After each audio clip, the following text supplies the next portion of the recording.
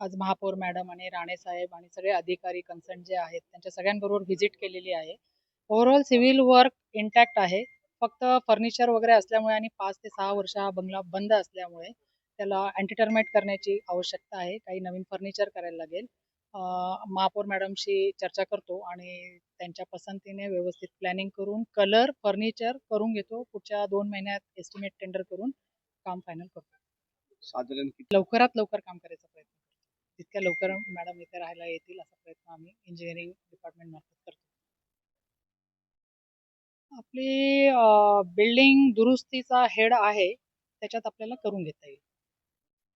या ठिकाणी महापौर निवास बांधलेला आहे आणि आता नवनिर्वाचित महापौरांची या ठिकाणी कल्याण डोंबिवलीत निवड झालेली आहे.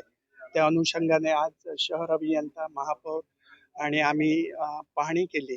तर वास्तू सिव्हिल वर्क छान आहे, फ्लोरिंग आणि सगळ्या गोष्टी, फक्त काही वुडनचे ज्या गोष्टी आहेत, फर्निचर वगैरे, ते थोडंसं खराब झालेलं आहे.